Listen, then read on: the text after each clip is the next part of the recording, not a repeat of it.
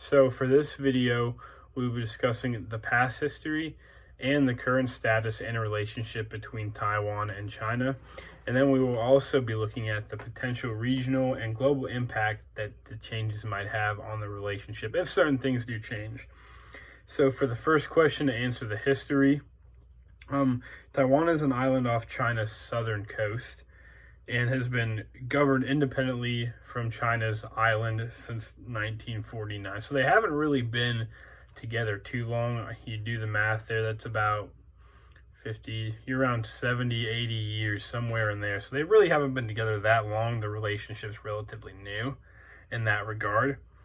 The economy, especially in the present day, have been pretty successful, which is kind of surprising when you do the research, just because there has been recent changes in leadership between the two countries, and that's brought some conflict. But even with the leader changes, they've still been able to have a pretty good economic stability between each other, which is super important for both of them to survive and thrive and have their economy continue to grow. Which is very interesting, though, that I found out in 2019, Taiwan's leader rejected the China census when they sent it to him. They didn't fill it out because she didn't want to be completely considered a part of China, and she wanted to leave the door open for them to potentially break away and become free if they ever decided to do that, which I found that very interesting. You know, she didn't want to take away their choice and their option of freedom, which it should be and could be something very interesting to watch in the time to come.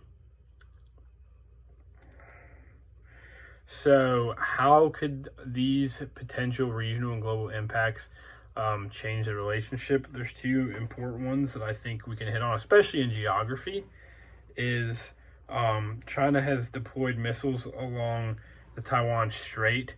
So that means they have a military presence over there, and if they start to go awry and they start to have issues, then we could potentially see China moving more of their military, which could be very interesting. Or we could see them pull out their military and leave Taiwan be.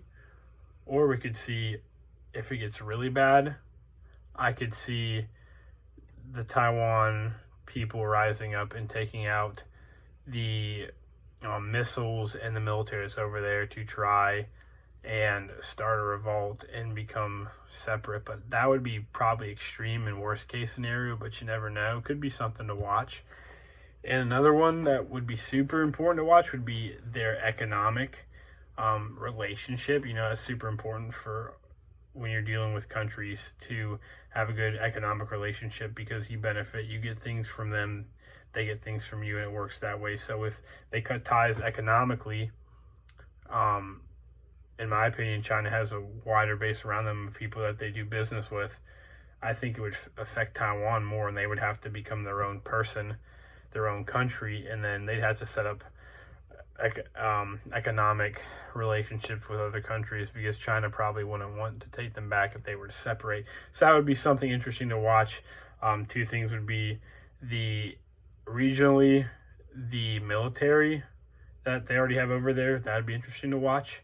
And the fact that what would Taiwan's economy look like without China, and then what would China's economy look like without Taiwan's presence. So that's just something that I would watch.